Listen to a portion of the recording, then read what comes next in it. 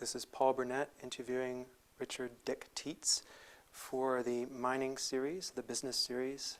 And this is October 12th, 2014. And this is at the Marriott City Center, Pittsburgh, on October 12th, 2014. We're here at the Materials Science and Technology Conference.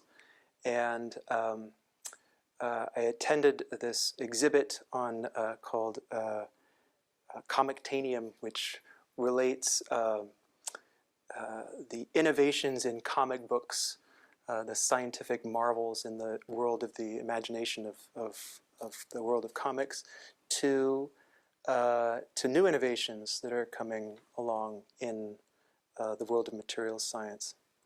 And it got me thinking, because they focus on Captain America and his shield that's made of a special futuristic kind of metal.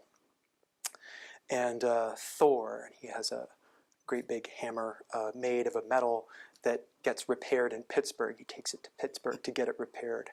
And these are obviously very important cultural icons in American popular culture. And in the shadows, in the background, is steel. It's metal and advances in metal. And it got me thinking about the changes in the steel industry in the last 30 years. And so I wanted to start on the first moment you thought about steel and the steel industry and getting involved in that kind of work. When did it first occur to you? Well, a little over 30 years ago, I graduated from college in 1977. Mm-hmm. And so, in all honesty, when I was a senior in college, I was actually expecting to go into the aluminum industry because my father was a mechanical engineer and an executive with Alcoa Aluminum. And as I had followed him from a college perspective at Lafayette College in mechanical engineering, I just sort of naturally assumed I'd follow him also to Alcoa. Mm-hmm. And when I had mentioned that Alcoa was coming to the college to interview, that I was going to sign up, he said, "Well, that's not going to happen." He said, "You can't interview with Alcoa." And I said, "Well, why not?" It was just shattering to me. And he said, "Well, you can't work there. Not as long as I work there, because it would never be fair to you or your supervisor, because you'll never know if you ever earned that bonus or that raise, and it wouldn't be fair for him or her to have to give you a raise or determine whether you deserved one. So you just can't work there." So he says, "I don't care if you work for a competing aluminum company or anyone else, but you just cannot work for Alcoa." So all of a sudden, I had to rethink the aspects of what I might want to do. And so then I thought, well, I just didn't want to compete against Alcoa. So I looked to steel as a natural competitor. Thought, well, that's where I'm going to focus my energies. And that's what I did, and ended up getting a couple offers in the steel industry, and lo and behold, chose one of those. And what was your degree in? Mechanical engineering. Mechanical engineering. Yes. Okay. And what year was this when you? 1977. 1977. Yes, sir. And this is a time of great tumult, I guess, socially and politically, and some people talk about it as the decline of big steel, right? Yeah, very interestingly that as I was entering the steel industry in '77, from right around there through '79, tremendous layoffs were occurring. Imports were for that period of time were at their peak. Foreign vehicles. Nissan wasn't even a name, but Datsun, which you never hear about today, was a forerunner of it. That was just all over, little Datsun pickup trucks and so forth. But because they were low cost and popular and so forth. But it was a terrible time in the steel industry. So it was kind of difficult for us as young engineers being introduced into the workplace, and we saw other engineers there packing their bags and being asked to leave. And we were maybe low-cost substitutes, and maybe for different reasons, we weren't there to judge, why we were being offered jobs. Again, there was a natural turnover, and the company was doing their normal course of business, but it was very unsettling. And some people that started with me had decided steel wasn't going to be the place to stay because it didn't appear to have a long-term career path available to them, and they took a different route immediately. And others, I still have a few that started with me and are still in the steel industry, working for different firms now, because the companies we started for aren't necessarily still in existence. But it was an interesting time.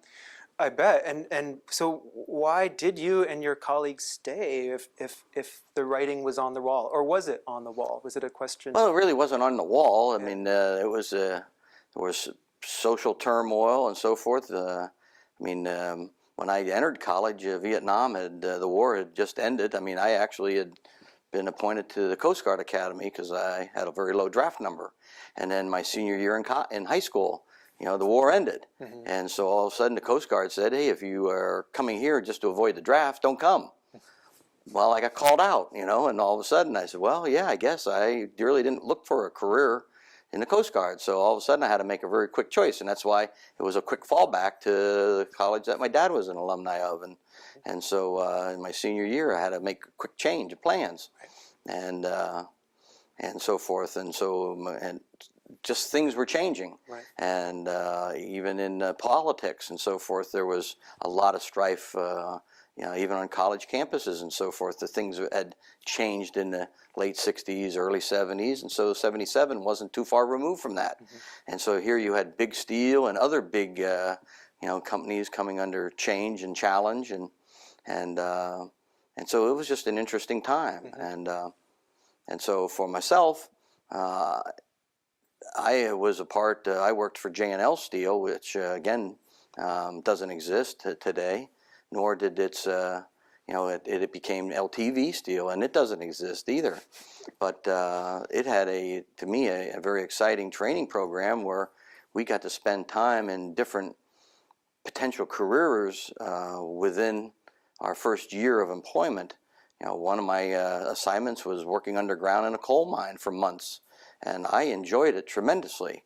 A little unnerving when you put a brass tag on your first belt loop to the right of your zipper with a number on in case you got crushed beyond dental and fingerprint recognition, or so that crushed or due to an explosion or something else, they would know if the mating tag was still at the top of the hole, or on top of the shaft.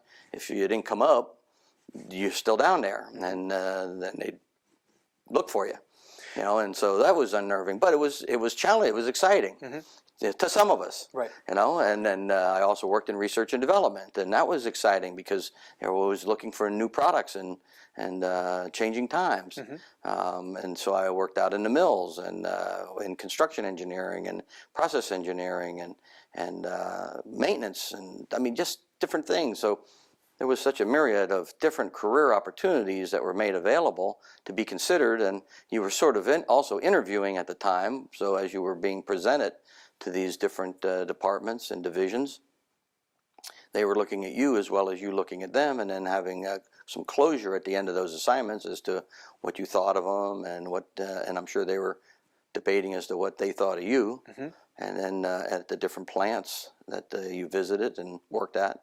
And so I just found it fascinating to be around the size of that goes along with steel. Everything is immense, and the temperature and the forces that go along with it. As a mechanical engineer, everything was big, and everything was it was molten.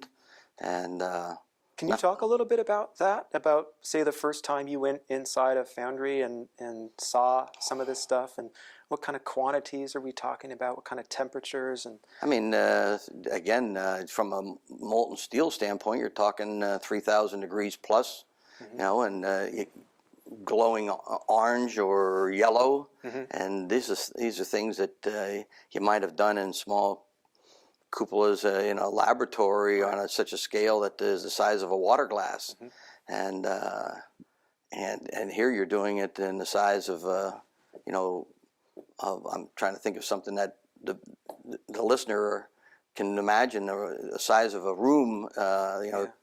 These ladles are 30 feet in diameter, and 10 feet deep of liquid metal, and or bigger, and that's just the size we had, and we didn't have by far the biggest in the country.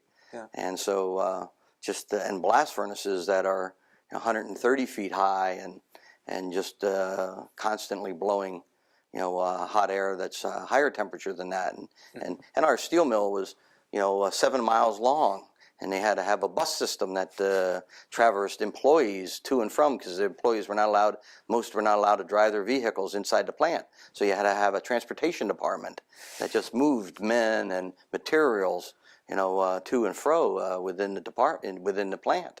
And in the heyday, of the 50s and 60s, there might have been 20 or 25,000 people working in these steel mills in the heyday now, not when I got there, but when I got there, there were 5 or 6 or 7,000 people still working there, on a steady basis. And so this was just amazing to see the orchestra that was necessary to, in the end, create finished goods of all different types that were going out the door. And so whether it be slabs or bars or pipe or wire or you name it, strip or coil, or just amazing at the magnitude of the equipment. And it was a mechanical engineer's dream just to be associated with it. And then whether you were doing process engineering or maintenance engineering or production. And you mentioned it's like an orchestra, right? So and you're being brought through there to. You talked about the program that JNL had at the time, which was a kind of professional development program, because they want you to know each part of the industry. And then one of the training programs that I thought was actually a very good value was for 4 or 5 months. I was actually assigned to work for an engineering company that did work for ours, for JNL, and I was assigned to a company in downtown Pittsburgh, and I was not allowed to work on any work that was being done for JNL. Actually, I worked on a project for a competing steel company. I was paid by JNL to work on this other project under the direction of this engineering company, and that was done so that I would better understand how to professionally work with suppliers to our company, where like electrical engineers were sent to either GE or Westinghouse. So you understood there's a professionalism that's required to deal with vendors on a go-forward basis. And because sometimes you say, well, you try to get the very lowest price when you're dealing with them, but there's more to it than just low price. And so I think more people ought to. It's like wear the other person's shoes for a while. And by not even working on your own, because if you were working on a project for JNL, you might be trying to impress someone who might be your boss someday or something. And so therefore, by working on a project that was with a competitor, you were isolated. And therefore, there was no pressure to impress, or so you were just there to do a good job and to learn how a supplier to your company worked and see the relationship between a competitor and this engineering vendor. So there were many very, very good programs. Now, other competing steel companies had similar professional training programs, but I didn't experience those. This was the one that JNL had. Is that something that you, now that you got very quickly into managing and then later founding companies, is that a principle that you took with you, even if you didn't necessarily do all of those kinds of programs? Didn't do all of them and so forth, but I do believe that when I work with young professionals in our company, the results are what I look for, and that's to talk to people. Again, I like to have everyone try to emulate the professionalism that I was taught, and in conjunction with when you're doing the purchasing and so forth, understanding the balance between, because you're going to be dealing with those same vendors again and again, assuming that they're going to do a good job for you. They're going to give you a product that's what you want it, and you expect them to. So therefore, if you just drive them to the lowest price the first time, then they're going to be hesitant to deal with you and maybe give you an inferior product because they have to get to the lowest price. And therefore, it's not going to work real well, and nobody's really going to be the winner. Mm-hmm. And so I think if you understand how it works like that, there's a balance that's maintained, and everyone can actually be a winner. So it's not just, well, you seem to be saying that it's a human relationship too. Oh, relationships are amazing. It's not just in selling the finished product, because I was in project engineering is in the end where I ended up with my first assignment. And again, then I was dealing with these equipment suppliers just like that assignment was. And so, again, you do the engineering, you do the design work, but then you have to go and purchase the equipment. Now, we had a purchasing department that did a lot of the purchasing, but as a design engineer, you had to work through the specifications and understand how the equipment was supposed to work together. And you had to decide, well, do you want it to work with pneumatics or hydraulics, or electrics, and what would be the best? And is it going to be outside, and therefore in the wintertime, is the air going to be dry if you use pneumatics? Is the hydraulics going to be appropriate? Electrics might be the very best, but it might be the most expensive. Therefore, would you make a design consideration? Mm-hmm. I mean, there's so many aspects to it, and all of it came together. And if you really drove the supplier down to the lowest number, mm-hmm. they may not give you the very best professional advice, mm-hmm. because you need them as a partner, right, going forward. And that's what you need to explain to the young engineers that come and work for you, and say, oh, okay, there's a relationship that needs to be built with each and every person you deal with. Even your competitors, there's a time when you have to know how to deal with them in associations and so forth. Mm-hmm. Mm-hmm. So it's very important going forward.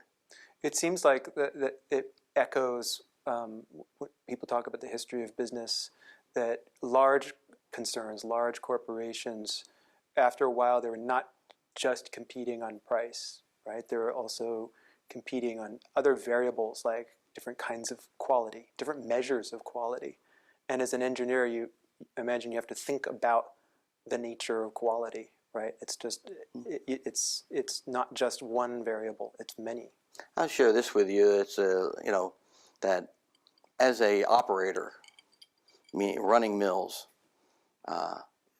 something that you may not recognize.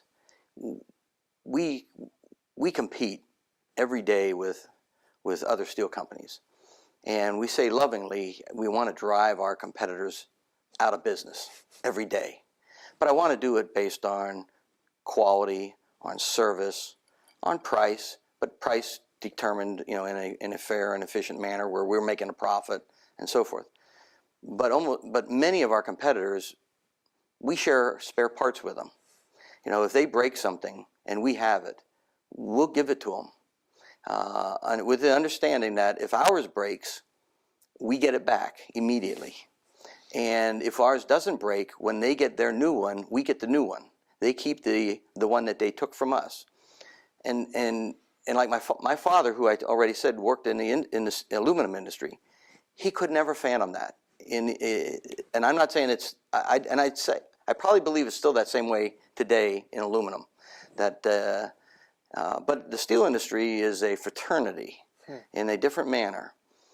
But it's such a capital-intensive industry. It's so big. And we went for so many times, it's such a cyclical industry. Mm-hmm. And there were so many years where there was no money made or millions, hundreds of millions of dollars lost, that nobody can afford to have every spare part. Mm. So you know what spare parts, in many cases, your competitor has. Or when you bought a new rolling mill, the company that sold you that rolling mill, you know who they sold others to, because that was the reference list. And so if you just didn't happen to buy because you can't afford a spare for everything. Mm-hmm. So if you broke it and you didn't have it, you would immediately call that company that supplied the rolling mill and say, does anyone in the world have this part? Because I'm down. I'm broke down, and the repair could take weeks or months. And then they would look back through the records and say, there's this other company. Now, whether it's domestic or it's foreign, who knows? But they would tell you this other company has one. Now, I don't know they'll give it to you or sell it to you or whatever. Then you'd say, okay, I appreciate you that information, and then I'd call so and so up and say, you don't may not know me, or you do know me, but through our associations, you get to know people, and you call them and say, hey, I'm in a jam, and I'd appreciate the help. Now, they might say no, but there will be a day when they break something, and you never want to be that day when they call you and say, hey, I need something, and then you say, if you remember, there was a time when I called you, or I heard that someone else called you, because we talk, and you didn't give them a spare part. And they're our friends because we share, because spare parts can cost $1 million or $500,000. And so again, you can't have, we have hundreds of millions of dollars of spare parts throughout the company, and you always can't have just the one. So it's interesting. The steel industry is an amazing industry in a lot of ways, but again, I want to beat everyone every day. Right. I don't take it lightly. We want to win, and everyone wants to win. And I know they want to beat me too, and that's okay. Now, what is? Do you have that relationship, say, internationally? Are you talking about the American steel industry? It would tell you that it's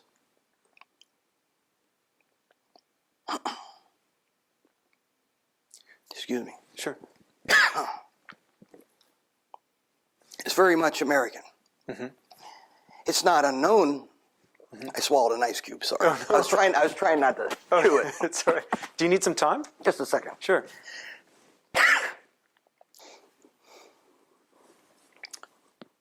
Well, from a spares perspective, we would know internationally where they might be, and I would say that we have shared, but it's not near the case. It's really a domestic fraternity, because our associations are mostly domestic.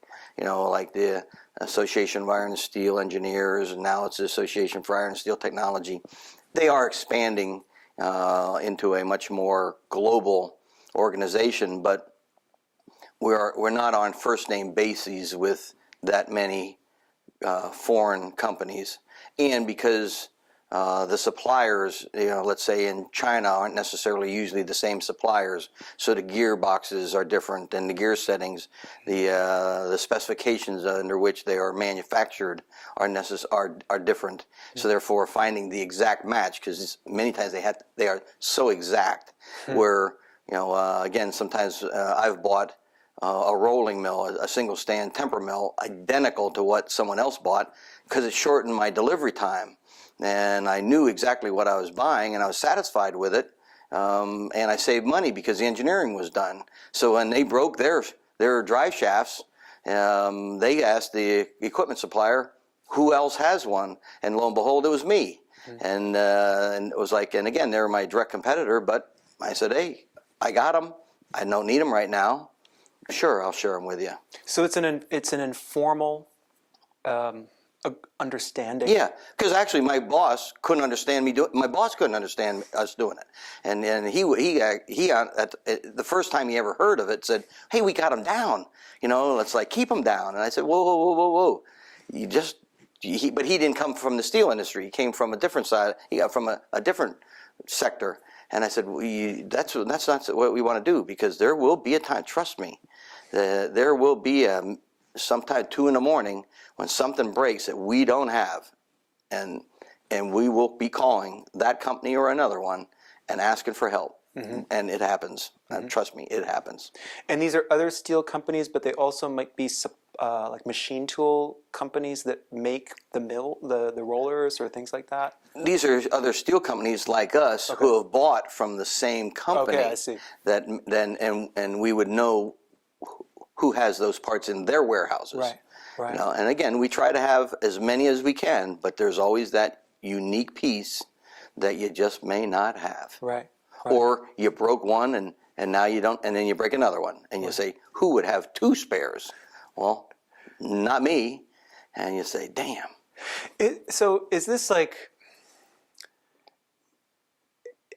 is this general in the American steel industry? Because I'm thinking about the European steel industry, the giant companies, and they had that like the Zurich 17, and there were like these 17 steel companies that were accused of colluding. Well, now that's different. We don't. This is nothing to do with on the marketing side or pricing. Right. I mean, Right. this is only a maintenance, and I mean, Sure. again, No, I agree with it's completely different in that sense.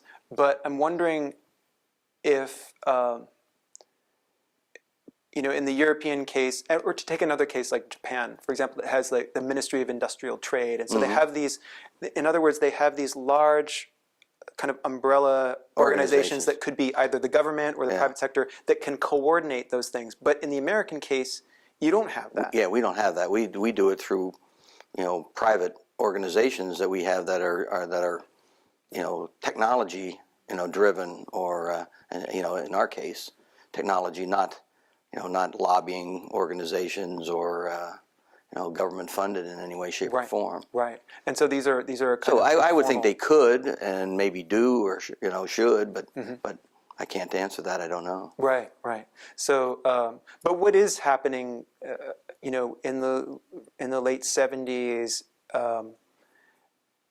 is that the large mills, like Republic Steel, U.S. Steel, and Bethlehem Steel, and they're out of business by the early 2000s. That model is dying even when you enter the steel industry. Yeah.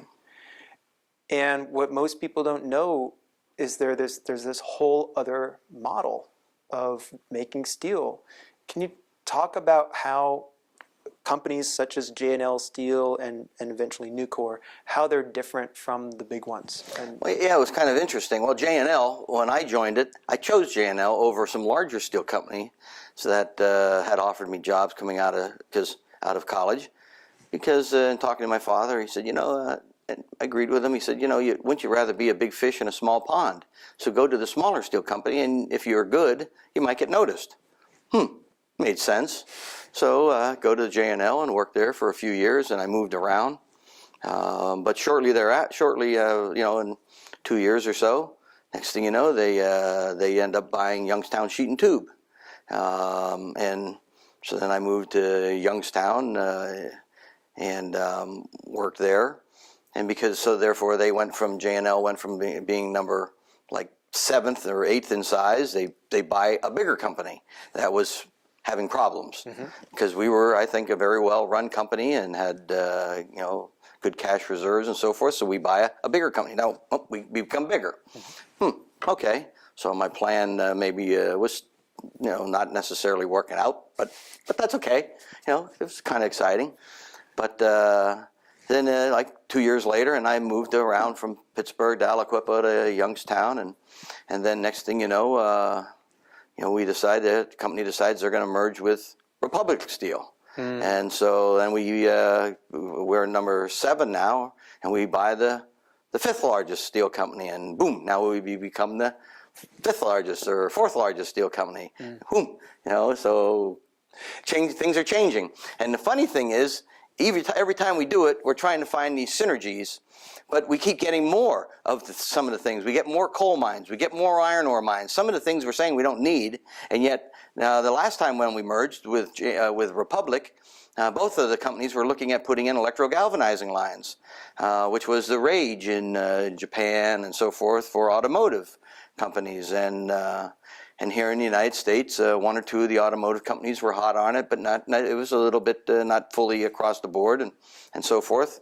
And I was always trying to stay on top of technologies, and that's why I was moving to different places and gaining some knowledge. And I said, hey, I'd like to move. I'm okay with that. But the funny thing is as we were doing poorer as a company, I went to this one employee meeting. I hear this company. They say, this darn company called Nucor. Those guys in imports are just always after us, and But we're getting rid of, we're selling off our wire business, and we're selling off our rod business, and we're going to tear out the equipment and send it to India or send it to China. Now this is in the early 80s and so forth, and those darn guys, they use this electric arc furnace technology, but they only make cheap steel. It's low quality, and we're going to continually focus on our flat rolls world, and that's the automotive, and that's what we're good at, and they'll never be into that. They'll never be there. And then the next breath they say, and we got the automotive companies are saying we got to cut like $10 out of our costs, and they said, and we're going to take that out of the coal mines and the iron ore mines. Those are the guys that cost too much. So it's like, it's not us, it's somebody else. It's always somebody else. I'm thinking, I'm still a young engineer, and I'm thinking, hey, where's the plausibility here? But it was kind of interesting. I thought, okay, I'm game. And then what are we going to do? We're going to go build this $400 million electrogalvanizing line, because some automotive company, because everyone's building one. And they're using different technologies, but everyone's building one. And can I ask what the electrogalvanizing line does? Oh, it puts it electrolytically plates zinc onto strip, right. And it's very exacting. It's very weldable, paintable, and you can do one side or two side coatings. Beautiful finish. No spangle like hot dip galvanizing, which is what had been done heretofore in all galvanizing applications. But this was the new rage, and so we were going to build one. And when we merged with Republic, it was decided to build one in Cleveland. And so I put my hand up. I said, I'll move. I'll go there. And so I went up there originally as the maintenance engineer to build it, and got it up and running and so forth. And then shortly thereafter, I was made the operating manager of the facility. And it was ultra modern technology. It was amazing. And this was like a greenfield site. This is it was a brownfield site, because it was inside of the existing. It was in the Republic side, because there were two steel mills. So J&L and Republic were side by side in Cleveland, and they had torn down some of the cold mills in the Republic side and made it a brownfield site. Okay. And we had our own union inside of there, but it was an independent facility. And then even when LTV went bankrupt, it was not affected by the bankruptcy. It was the only out of probably 50 or 60 companies, was the only one that was not dragged down into bankruptcy, because it was a partnership with Sumitomo Metals, and it was excluded from the bankruptcy. And so it was really novel, and here I was part of that, and so on the cutting edge of technology, and I was really honored to be a part of that team. And when you that's kind of daunting. You're building something essentially, well, it's not from scratch, because you have existing parameters to work with at a brownfield site. But when you were brought on to build this plant, how did your previous training impact this kind of training in the different areas? Did that give you the confidence to do that kind of work? Or? Well, it did, because I had the experience of working with so many of the people we were expected to work with. The research and development, because it was cutting edge technology. I had the construction engineering training, so we were building with contractors on a daily basis. So I was right out there in the fields with pipe fitters and welders and millwrights and iron workers and the like. I was hiring my own employees to be because I was originally the maintenance engineer, mechanical maintenance guy, so I was hiring my own mechanical maintenance individuals and welders and pipe fitters and so forth to be on the team. And then I was in charge of the chemical plant. That was my responsibility to make sure it was designed and built and installed properly. And then I was training our employees on the operation of the chemical plant as well as the line simultaneously. And then I had to order the materials, the chemicals and everything that would go into it, all the zinc and so forth. But so I wasn't involved with the steel side of the production. I was involved in having everything that went into it. So all the acids and all the chemicals and the nitrates and you name it, all of that I had to understand it. I went to Japan and worked on. They had a similar line in Japan at one of their Sumitomo's lines, sister line. So I went there for a while, like a month or so, and learned how to operate theirs and work side by side with their engineers. And then after that, brought some of our employees over there and taught them on their line what they would experience on our line. And it wasn't identical, but it was close. Mm-hmm. But we had to make some differences just because of ours was slightly newer and the technologies and the different specs for American equipment that was different. But we used a lot of Japanese equipment because of partnerships and trading companies and the like. So, but then again, going back to my dealing with the vendors, the things that I had learned. So right across the board, I had, and then using my engineering skills and so forth. And I had worked shifts. I had worked shifts before I'd gotten that job out on the BOF and Castor, and a lot of midnight shifts and so forth. So I didn't mind volunteering to be out there and work steady midnights for a couple months. With the contractors and our own employees, just to make sure that somebody was out there that would know what was supposed to be getting done, so that we were staying on schedule when it looked like we were falling behind. Mm-hmm. Because you're really hands-on. Yeah, and it helped me. It was easy for me, number one, because I was single. I hadn't been married. I didn't have any kids, mm-hmm. and so I didn't mind it. And because anyone who had kids never wanted to volunteer for midnight shift, mm-hmm. and especially steady for months. And number two, I think I take a look at all that as a learning experience. You can do so much more at night when there's actually a lot less bureaucracy around. And so you can talk to people and learn about things and show people about, hey, let's look at this in more detail, and so I just think a lot more gets done actually right. on midnight than when you're in meetings all the time during the daytime. People often say in executive positions that that they get most of their work done before people show up and mm-hmm. after they leave, because or on weekends, it's real. Yeah, mm-hmm. Yeah. So it's not a 40-hour-a-week job, and it hasn't ever been. Yeah, no.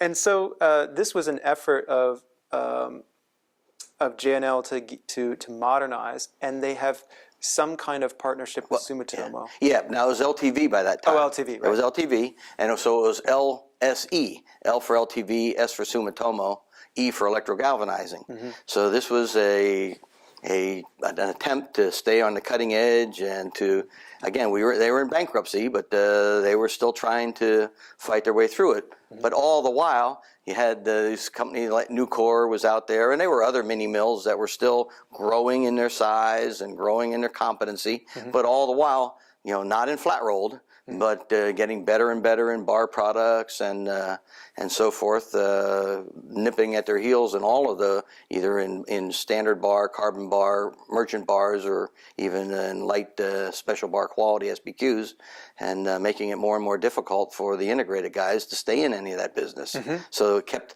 making the big integrated guys keep retrenching back further and further into only flat rolled, either in strip, sheet, or plate. Mm-hmm.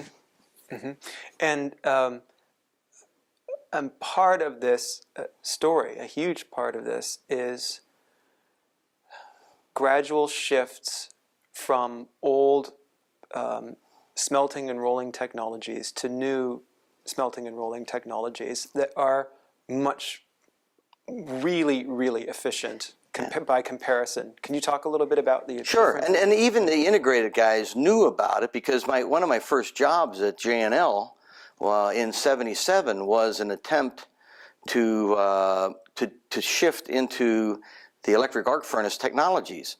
On the south side of Pittsburgh, when I started at JNL in '77, I think they had 11 operating open hearths.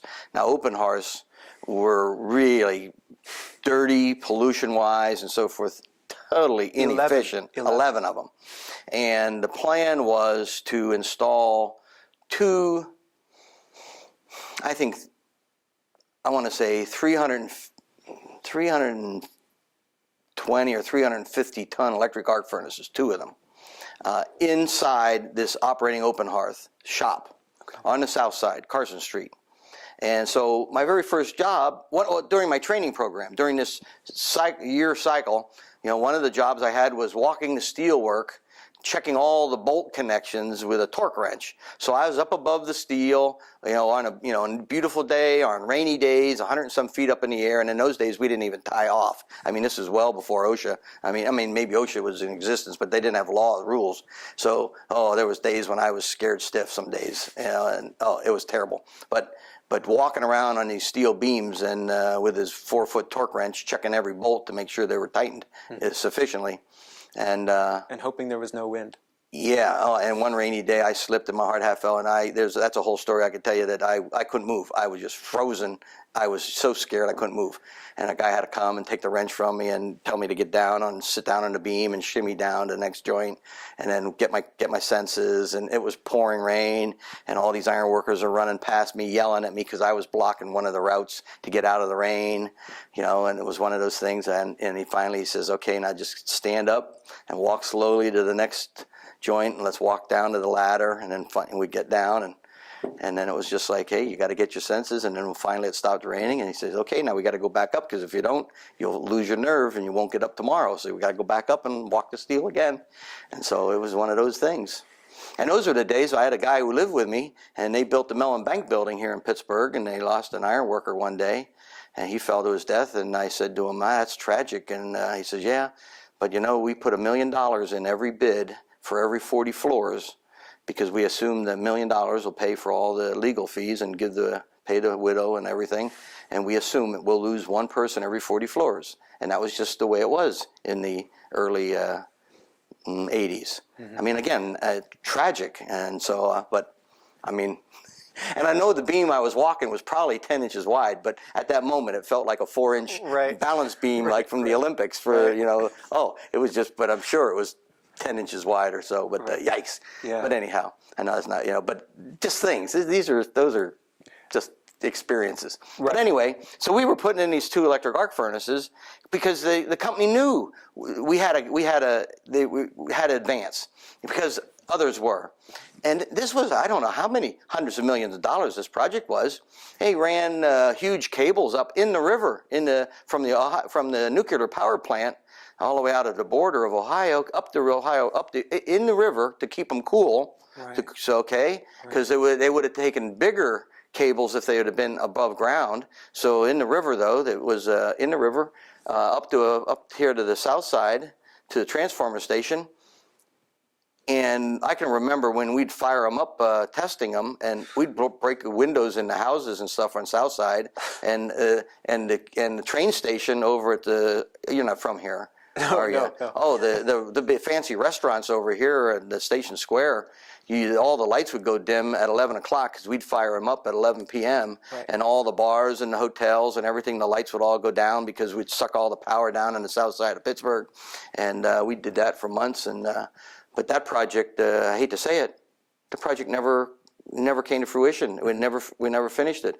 And then they tore the equipment out. I mean, tore all the blaster, the open hearts out ultimately. But it was just one more tragedy in the steel industry that we were chasing. The technology was there, but we chased the market that ultimately the market went away. Mm-hmm. And we were too late. We were so slow at technology, and that we weren't capable of capitalizing on the benefits of the technology into a market that by the time we actually did the right thing, the market was gone. Was that a big lesson for you personally, or was it just something speed. That everyone... Yeah. I mean, I can tell you more stories than later on. I mean, about trying to buy from Bethlehem Steel when I was already at Nucor. That I said, I know why you guys went bankrupt. Remind me. Okay. But all the while, you're reading about these mini mills, using this technology around you. So.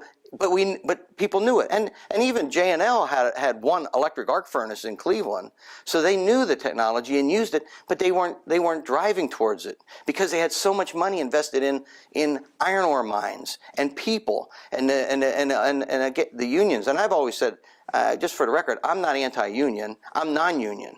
today. And I was never anti-union. I worked union, in the big mills, and these guys were always my friend. And I said it was management, I think, that was really at fault for a lot of the problems that happened, because it just became antagonistic, and they fought over everything, and there was no reason to solve the problems in most of their minds, because it was almost that. Hell, I always said that half the people employed by the steel mills were just there to fight the fights, and that's just wasted energy and wasted money. And so, tragically, when I was still working there in Aliquippa, I said, every day I can work here and help us is one more day that I keep all you working, But ultimately, they all lost their jobs because the mills are gone. And again, 7 miles long and 15,000 employees or so, and 7,000 when I got there, and there's not one there. And that's just tragedy, because most of them did not deserve to lose their jobs. Right. But they couldn't modernize, they couldn't keep up with it because it was for lots of reasons. But it wasn't the unions, and it wasn't only managements, it was just everything. And it wasn't the marketplace only, it's all kinds of things. Well, I read one statistic that and I think it's the electric arc furnace, because the oxygen furnace is also more efficient than the open hearth. Oh yeah. Slightly different applications, but when you get to the electric arc furnace, it's so, what's the opposite of labor intensive? Yeah, it's right. It's 1,000th the labor. Well, it's only because not at the melting point itself, but you cut out. You're not mining the coal anymore because you're melting scrap, right, or scrap substitutes, okay? And so you've bypassed the coal mining, the coke batteries. The ore, the iron ore, is no longer in the pelletizing at the pelletizing plants, and all of those items are no longer there now. And most of the time, the scrap is being collected locally to the arc furnace, whereas you're bringing in iron ore from Minnesota, and you got to put it on the barges, and you bring it down, or in the trains, and so you got all that labor and all that capital-intensive hardware, and you bring it across the Great Lakes, and you got the huge shovels and unloading it, and you're putting it out, and then you're shoveling it back up and putting it back in the railroad trains and running it to the mills, and so much goes into it. Whereas in an arc furnace, your local scrapyard gathers it up and sends it to you in truckloads, and you meld it. Now, that's being overly simplistic, but it's pretty much what happens with it. So how did if electric arc furnaces first take off in, I guess, Europe, and then in Japan and elsewhere, and then they're latecomers to the United States? If they require scrap, where did they get do you know where they got the scrap for Japan, or was it shipped out there? Yeah, oh yeah. The United States is the biggest export, so much scrap. Now, I can't tell you back in the 60s or so, I wasn't right. I was Sure. in grade school, right, and so I can't tell you with authority, because we still buy scrap occasionally from Scandinavia or England or somewhere like that, but even today, in today's world, the United States exports 20 million tons of scrap a year, mostly to Turkey, but also to China, to Indonesia and so forth, and for their electric arc furnaces in the steel industry. And so I wouldn't be surprised if some of it went there, but there was also scrap collection going on in their local markets in those days, feeding those furnaces. And then when you came here, as the popularity of arc furnaces grew, then scrap collection and shredding machines and so forth grew here locally also. And then we just became, and probably depends on the exchange rates and such. I can remember when large ocean-going barges used to bring scrap to this country, but I think the exchange rate has changed and hasn't flipped back in years and years, and so therefore we are basically an exporter versus an importer.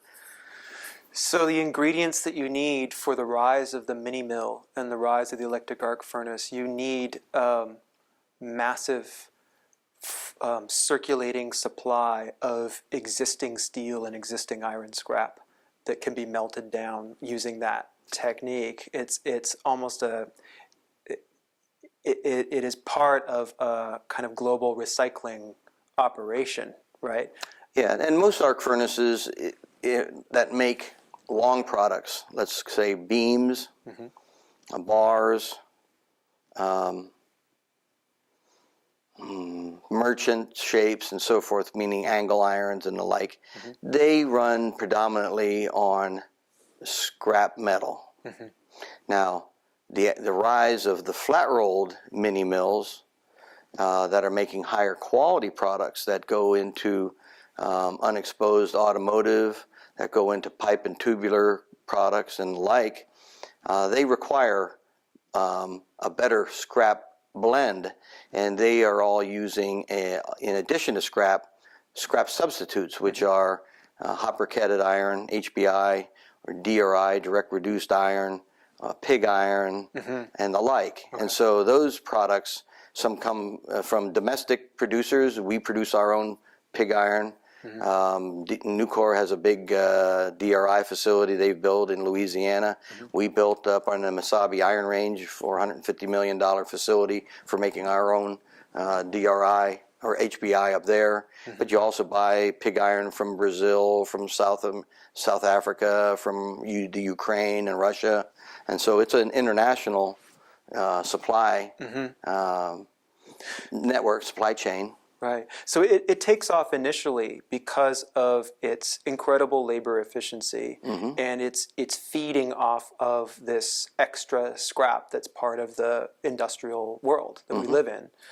But as it grows to a certain size, presumably worldwide, you exhaust the availability of scrap, and then you go into making your own pig iron, or is there's a balance, and I don't know that you don't ever really exhaust it, because through the manufacturing process there's always offall. So when you're making products, there's always a certain amount that goes back. So even when you're making your products in the mill, we have a certain amount that is recycled in the mill.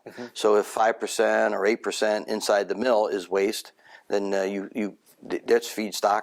Then whenever you make if you make a sheet of steel and someone's going to stamp a door out of it, well, where the window goes, where does that steel go? Well, that comes back to us for remelting.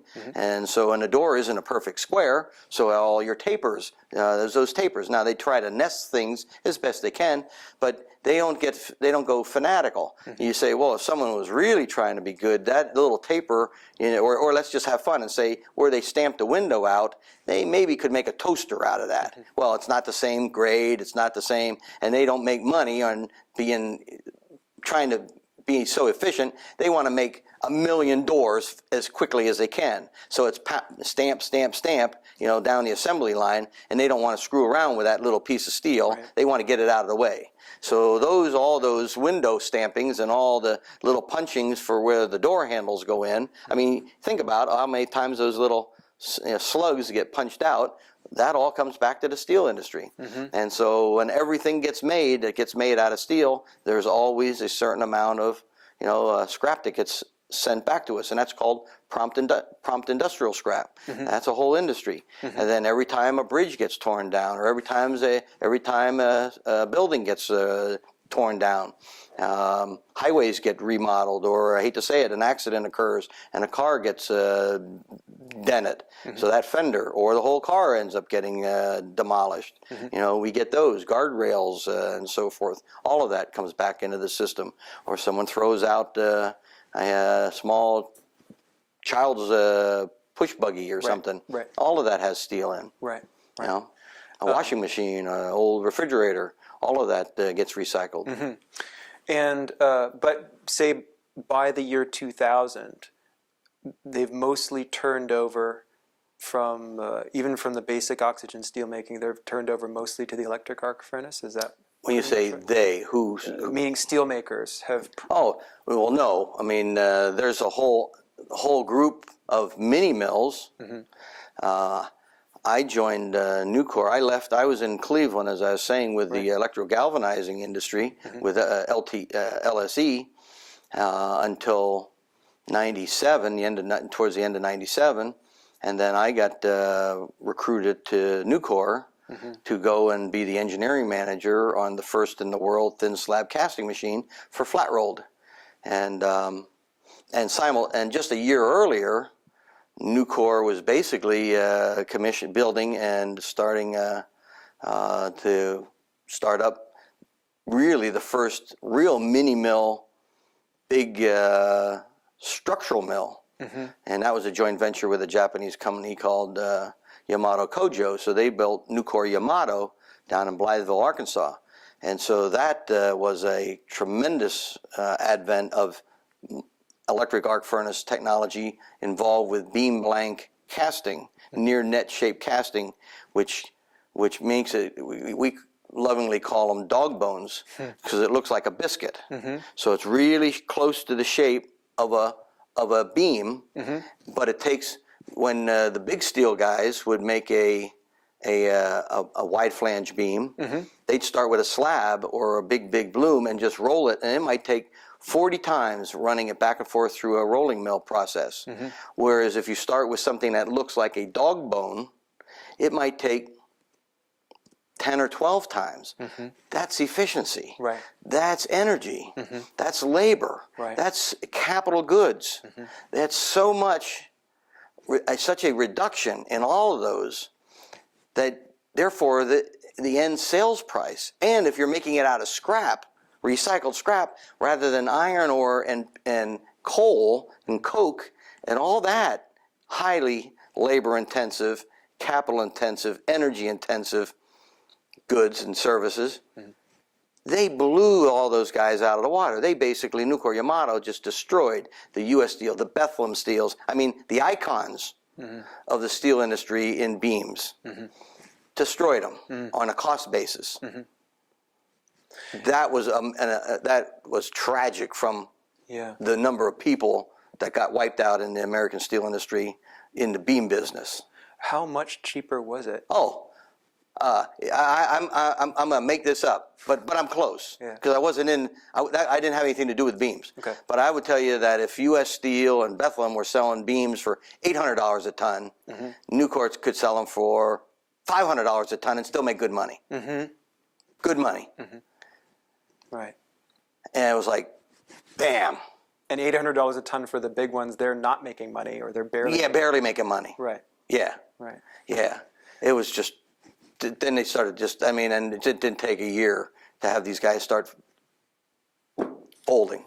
So it's the narrative, the kind of Wikipedia narrative about the steel industry and the fate of the steel industry is that there's this competition, this external competition from Japan and from European suppliers who had these new efficient processes. But what you're describing is there are these hybrid new American companies, American-Japanese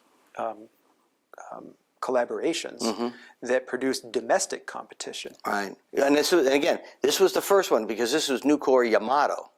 This was a hybrid, and Nucor teamed up on a 51-49% ownership arrangement because they sort of weren't sure of themselves. Right.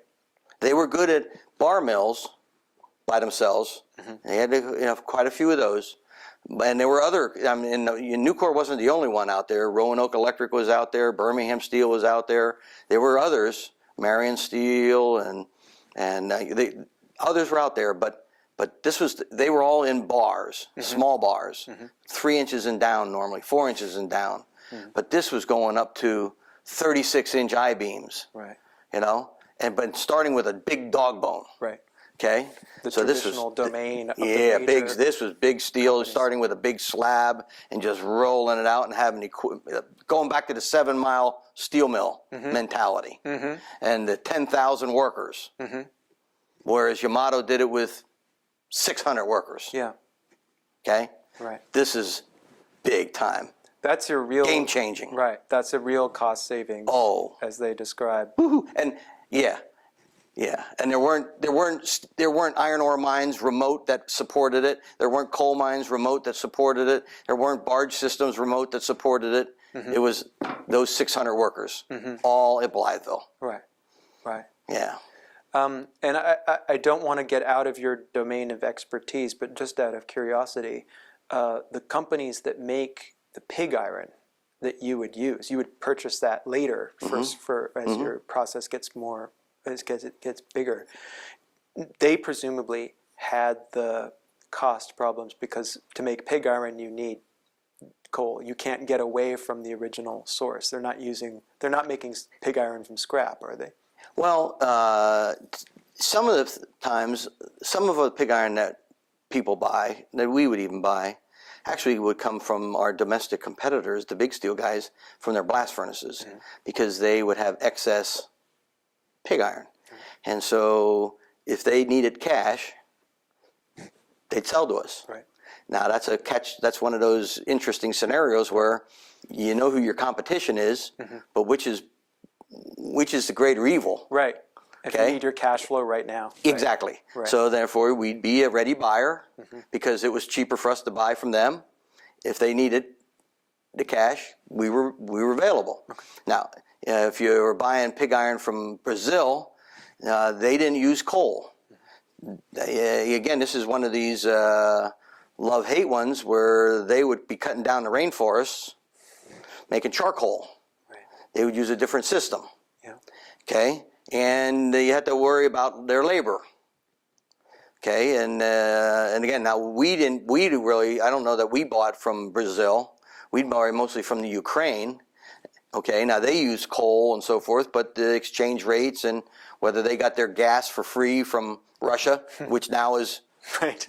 tough times, but that is all changing geopolitical Right. turmoil. Right. You know, who knows? Right.